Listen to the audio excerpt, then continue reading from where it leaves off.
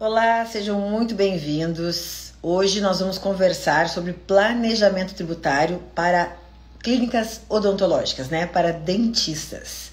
Tenho recebido muitas perguntas sobre esse assunto e achei que seria interessante hoje nós conversarmos justamente sobre essa questão da tributação para clínicas odontológicas, porque normalmente nós sempre conversamos, e falamos muito sobre planejamento tributário para médicos. E eu recebo muito essa pergunta: professora, esse tipo de planejamento eu posso aplicar também para os dentistas? Eu posso aplicar também para as clínicas odontológicas? E é justamente isso que a gente vai ver aqui hoje nos nossos diálogos fiscais.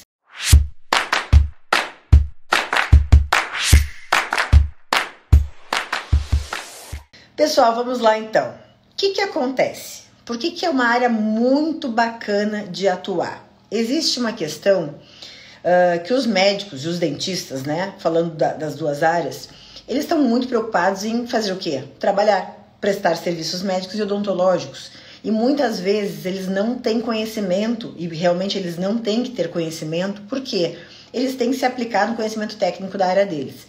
Falta o quê? Uma grande orientação para médicos e odontólogos e clínicas odontológicas e médicas sobre a questão do planejamento tributário. Para quê? Qual que é o objetivo do planejamento em primeiro lugar? Primeiro, colocar esses médicos e essas clínicas médicas, essas clínicas odontológicas, a pagarem menos tributo dentro da lei. Porque planejar é o quê? É você conseguir uma redução de carga tributária dentro da legislação. Pois bem, quando você consegue colocá-lo, você evita que esse dentista, que esse médico, não seja autuado pela Receita Federal, porque existe muito movimento financeiro na conta desses médicos, pessoas físicas, ou mesmo nas clínicas que a tributação está sendo paga além do que deveria. Então, na verdade, qual que é o nosso objetivo através do planejamento? Primeiro, reduzir a carga tributária. Segundo, para aqueles médicos e aqueles odontólogos que estão pagando, aliás, não estão pagando o tributo que deviam porque acham que simplesmente sonegar resolve, estão num grande risco de tomar um auto de infração, serem fiscalizados, caírem na malha fina e ainda tomarem um processo aí de sonegação fiscal, ou seja, um processo crime. E você pode ainda, através do planejamento tributário, você consegue ainda fazer a restituição de todos os valores pagos, nos últimos 5 anos que foram pagos indevidamente. Então, quando a gente fala de planejamento, especialmente hoje para os dentistas, nós podemos pensar em duas linhas. Eu vou focar mais em uma, tá? Mas a gente pode pensar o seguinte: você pode tanto trabalhar com aquele dentista que presta serviço em mais de um lugar, que é autônomo, e que ele simplesmente, ele recebe como autônomo, e cada lugar que ele presta serviço ele tem retenção na fonte como autônomo de 11%. O que acontece normalmente nesses casos? Esses odontólogos, esses dentistas, acabam pagando acima do teto do INSS. Por quê? Existe um teto? Existe. Mas como ele presta serviço para mais de uma entidade como autônomo, cada uma dessas entidades faz a retenção dele como autônomo. E ele acaba tendo uma retenção a maior, porque existe um teto do INSS, 7 mil e pouco, quase 8 mil reais é o teto do INSS. Então, se ele já teve retenção em uma determinada fonte pagadora, ele não poderia ter retenção nas demais. Professor Ramiro, gente, quem não segue o professor Ramiro ainda, ou é louco ou é bobo, Porque o professor Ramiro é sensacional, é um professor maravilhoso de direito tributário, que dá dicas maravilhosas também na prova da OAB. Então, quem não segue ainda lá, professor Ramiro, R Lousada, com Z-A-D-V. Esse cara é bom, gente. Não é à toa que ele é professor dos meus cursos também, Ramiro. Então, vamos lá. Em relação ao autônomo, você tem duas opções. Esse dentista, ele pode fazer a restituição através do procedimento administrativo, onde você faz através do PERDICOMP. O que é PERDICOMP? É um processo eletrônico de compensação e restituição, que se faz dentro do ambiente virtual da Receita Federal, que se chama ECAC, tá? Como é que você tem acesso a isso? Esse dentista tem que ter um certificado digital, ele faz um login e senha e ele outorga uma procuração para você. Ou você pode fazer o requerimento de forma judicial. Não exige pedido prévio de requerimento administrativo, diferente do previdenciário, que é obrigatório. Aqui não existe, tá? Você pode entrar só com o judicial, direto, sem pedido administrativo. Você pode entrar só com o administrativo. Você pode entrar com o administrativo e desistir do administrativo e ir para o judicial. Então, ambas as formas de você conseguir a restituição aí de tudo que ele pagou acima do teto dos últimos 5 anos. E mais, você consegue notificar essas entidades para que elas parem de reter daqui para frente acima do teto, e você assume e declara que já tem o valor do teto do INSS recolhido na entidade X e, portanto, as demais não devem mais fazer a retenção. Então, de uma vez só, você oferece para esse dentista o quê? Restituição do que ele pagou acima do teto nos últimos 5 anos, de forma administrativa e judicial, daí você vai ter que estudar o caso para ver o que é melhor. Ou, né, a outra opção também para ele é o quê? Daqui para frente ele não terá retenção maior. Você consegue evitar esse pagamento a maior. Então é uma área de atuação muito bacana e que dá sim, seja contador, seja advogado, ambos tendo conhecimento, sabendo dominar esse tipo de tese, você pode trabalhar nisso perfeitamente. Ó, a Vani tá me perguntando, essas medidas necessitam de medidas judiciais? Então, Vani, essa aqui tanto faz. Você pode optar, vai depender da situação. Às vezes, em algumas regiões, os processos administrativos são mais demorados, então vale a pena entrar direto com o judicial, certo? Porque a gente sabe que quando a gente pede um processo de restituição para a Receita Federal, eles têm até 360 dias para julgarem. Então, assim, no mínimo, eles têm 360 dias para julgar. Pode ser que demore de 1 ano a mais ou até demore menos, tá? Mas se tiver beirando 1 ano, ainda está dentro da normalidade do prazo que a Receita tem através de uma instrução normativa que autoriza ela a aguardar esse prazo aí de 360 dias para julgamento dos pedidos de restituição de tributos, ok? Bom, esse é um ponto, mas eu quero focar num outro ponto mais que especial, que é a parte das clínicas odontológicas, tá? Existe um benefício já reconhecido pelo STJ, que já foi julgado através de recurso repetitivo, que reconheceu que clínicas médicas, certo? A decisão foi para clínicas médicas, já vou chegar lá nas clínicas odontológicas, que para as clínicas médicas, para todas aquelas que tenham equiparado seus serviços prestados, equiparados a serviços hospitalares, elas têm direito a reduzir o pagamento da sua contribuição social sobre o lucro líquido e do imposto de renda. De que forma? Quando a gente fala de lucro presumido, nas clínicas que são optantes pelo lucro presumido, existe uma incidência, né? Uma base de cálculo. Você tem um valor que entra do faturamento daquela clínica médica e, como o próprio nome já diz, presunção de lucro. O que é isso? Eu presumo que uma fatia daquele faturamento ali é lucro. Então eu tiro uma fatia e vou incidir a alíquota do imposto de renda da pessoa jurídica e da contribuição social. Qual que é o pulo do gato aqui e qual que é o benefício? De forma geral, todo mundo que presta serviço está no lucro presumido, essa fatia é de 32%. Então, eu tiro 32% do faturamento da clínica médica, né, ou da clínica odontológica, regra geral, e pago aí IRPJ e contribuição social sobre o lucro líquido.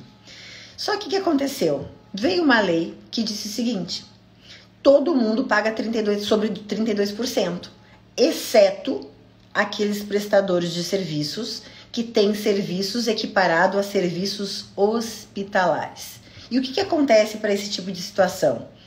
Esses serviços, se você conseguir comprovar que é equiparado a serviço hospitalar, de 32%, que é a presunção de lucro, eu vou reduzir para 8% para fins de imposto de renda. Ou seja, imagine a diferença: incidir imposto de renda da pessoa jurídica sobre 32% do faturamento ou incidir sobre 8%. Olha a diferença que dá. E a contribuição social sobre o lucro líquido, você, ao invés de incidir sobre os mesmos 32%, você vai incidir sobre 12%. Então, qual que é a tese aqui? É a redução da base de cálculo para fins de incidência do IRPJ e da contribuição social sobre o lucro líquido para as clínicas médicas e clínicas odontológicas que tenham tributação pelo lucro presumido. Com base no que é isso? A Lei 9249, artigo 15 e artigo 20. Ambos é que dão direito a essa redução de 32% para 8% e para 12%. Pois bem, só que não basta querer, né? Nem sempre querer é poder. O que acontece aqui? Deixa eu fazer só um parênteses. Olha quem entrou aqui também. Meu amigo Kiko Naga, gente. Meu amigo grande professor. O cara que mais sabe de direito registral imobiliário. Baita professor, meu amigo também. Meu amigo, beijo pra você, tá? Saudades. Gente, olha como quando as pessoas querem assistir a live, elas assistem, né? Vanessa, que é minha mentorada, minha aluna, advogada tributarista brilhantíssima, tá com dengue, passou bem zoada essa semana, e está no hospital assistindo a live. Quem quer assiste, né, Van? Que bom, tá? Mas te cuida aí, guria, pelo amor de Deus. Bom, o que acontece? Então, se essa lei 9249, ela dá direito à redução da base de cálculo, ou seja, ao invés de incidir RPJ e contribuição social sobre 32, vai incidir sobre 12 e sobre 8, certo? Mas eu tenho alguns requisitos obrigatórios. Quais são eles? Primeiro, eu tenho que equiparar que esses serviços prestados são de caráter hospitalar.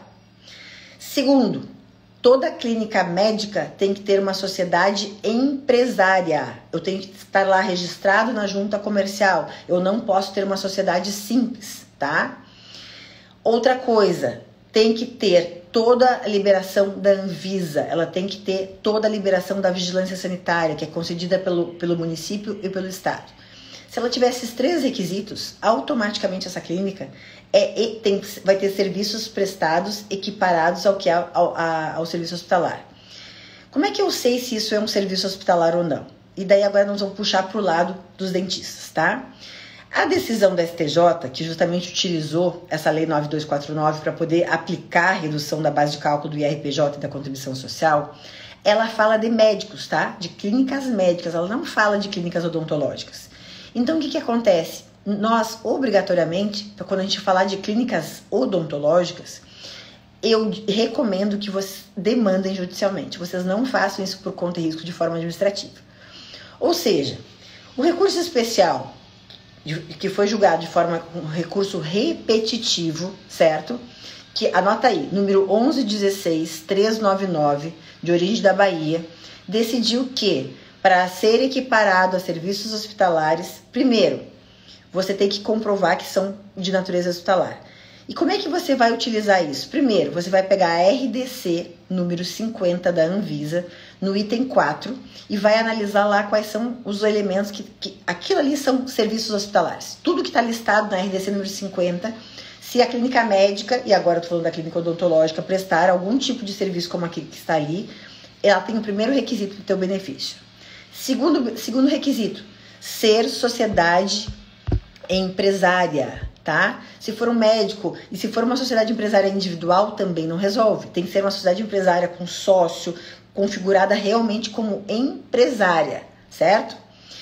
Terceiro, ter comprovadamente, então, os registros da Anvisa. O que acontece? O que a Vani está perguntando.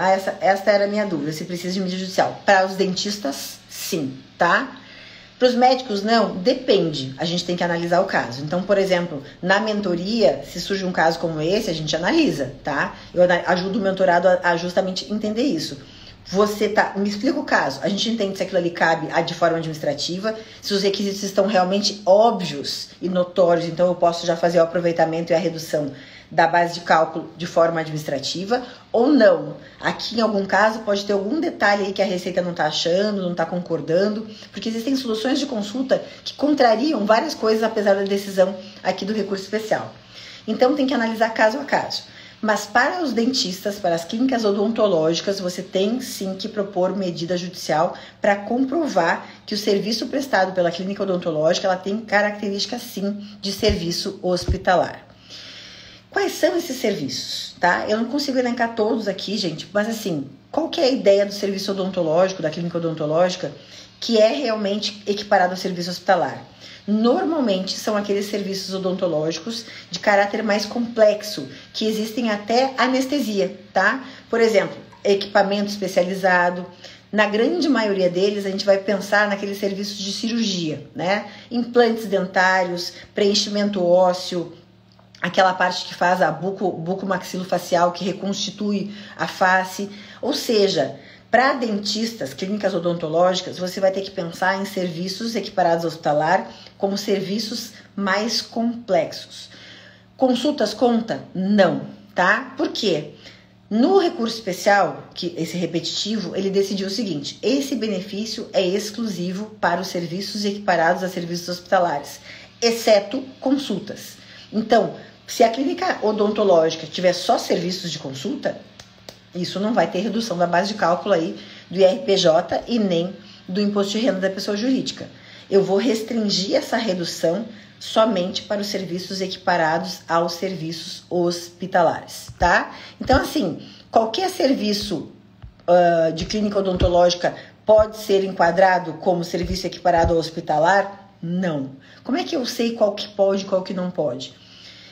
Ontem, inclusive, a gente teve mentoria, né? Teve em conta a nossa mentoria e eu fiz essa apresentação lá pro pessoal. O que eu fiz? Eu fiz um levantamento de jurisprudencial, onde eu trouxe acórdãos aqui do TRF da Terceira Região de São Paulo, mas eu aconselho que cada um pesquise a sua região para ver quais são os tipos de serviço que o judiciário está aceitando como um serviço equiparado hospitalar. Por exemplo, a Quarta Região entende que ortodontia não é um serviço equiparado a serviço hospitalar, certo? Foi lá julgado pelo Juizado Especial Federal lá, que não é um serviço. Mas será que outra região não entende diferente? Pode ser que sim. Então eu recomendo que vocês, ao terem contato com essa tese, que vocês pesquisem nos tribunais federais da região de vocês quais são as clínicas médicas, aliás, as clínicas odontológicas que conseguiram esse benefício e quais são os serviços odontológicos equiparados ao hospitalar que constam da decisão para poder utilizar como precedente, utilizar nos seus casos aí, para vocês demandarem isso de forma judicial, certo? Portanto, gente, pode sim, tá? A clínica médica tem direito a esse benefício com base na lei e com base na decisão do STJ. Dependendo da situação, você vai fazer de forma administrativa ou judicial, mas estendendo esse direito para as clínicas odontológicas, lembrando que o acórdão do STJ, que julgou como recurso repetitivo, não destacou serviços odontológicos. Isso está sendo usado por analogia e montado para eles também. Daí sim, você demanda judicialmente para requerer o reconhecimento e pede a redução da base de cálculo do IRPJ e da contribuição social de 32 para 8 e para 12.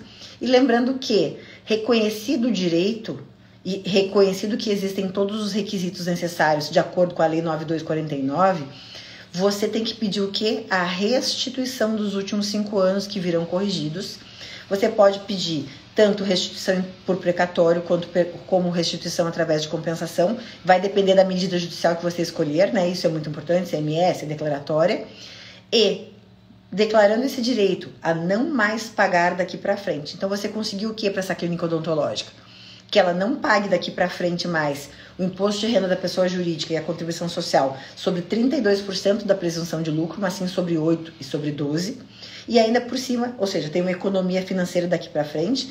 E o passado, você consegue ter o que aí? A restituição corrigida de tudo que foi pago a maior, ou seja, de todo o IRPJ, de toda a contribuição social que foi paga sobre 32, quando na verdade deveria ter sido recolhida sobre 8 e sobre 12. Então assim, gente, é uma área muito bacana, que dá para trabalhar. São poucos os profissionais hoje que são habilitados, que têm conhecimento dessas teses, que têm conhecimento. Inclusive, no meu curso de planejamento tributário médico, eu, além de explicar, que aqui é uma live, né? A gente não consegue esmiuçar todos os detalhes. Lá no curso eu coloquei como é que funciona a tese, quais são todas as contradições que existem por conta da Receita Federal, qual é o entendimento da Receita Federal, como é que você efetivamente prova esses serviços hospitalares, tanto para clínicas médicas quanto para clínicas odontológicas, quais são as medidas judiciais cabíveis, modelo hoje, né, de quais são as medidas que você pode propor, tem os modelos no curso. Hoje eu não estou mais com o curso disponível, a gente não está mais vendendo esse curso. Hoje o curso de planejamento tributário médico, ele é exclusivo para os meus mentorados. Então hoje, quem quiser ter acesso a todo o conteúdo de planejamento tributário médico, se você entrar na mentoria tributária avançada, qual que é a diferença? Você tem acesso ao curso de planejamento tributário médico, a íntegra do curso, e nos encontros ao vivo da mentoria tributária avançada, a gente faz justamente o quê? Análise dos casos práticos. A gente tira a dúvida de tudo que você está tendo aí na hora de atender seu cliente. Seja ele um médico, seja ele um dentista. No caso prático, desde documentação, proposta, como é que você faz a prospecção. Eu te ajudo justamente a direcionar para que você feche esse contrato e consiga resolver, né, esses detalhes que no meio do dia a dia, do caminho da vida prática do advogado tributarista, você consiga resolver de forma ao vivo dentro da mentoria tributária avançada, certo? Inclusive vai ter um evento daí exclusivo para os meus alunos do curso de prática, tá? a Vani que está aqui também me assistindo, todos os meus alunos do curso de Prática Tributária Rápida, eu vou fazer uma Masterclass dia 24 de maio. Por enquanto vai ser só exclusivo dos alunos. Depois, quem tiver interesse que não seja meu aluno, já me manda direct aqui que a gente vai organizar também para depois para outros candidatos também. Que vai ser uma Masterclass sobre a live de hoje, só que mais completa, né? Ou seja, planejamento tributário para clínicas odontológicas, dia 24 de maio, exclusivo por enquanto para os meus alunos do curso de Prática Tributária Rápida, tá? Fiquem atentos que eu vou mandar WhatsApp e vou mandar e-mail para vocês. Pessoal, fico por aqui então. Espero que tenha sido esclarecedor, que vocês tenham realmente, né, conseguido entender a tese e o quanto ela realmente é aplicável, o quanto ela pode ser rentável tanto para o dentista quanto para você, advogado e contador, que trabalhem com isso e comecem a praticar, tá bom? E eu fico à disposição, Vani, ó, bora pra mentoria, Vani, vamos conversar então, tá? Fico à disposição, quem quiser me mandar direct, tirar alguma dúvida aqui, eu fico à disposição também. Beijo pra vocês, fiquem com Deus.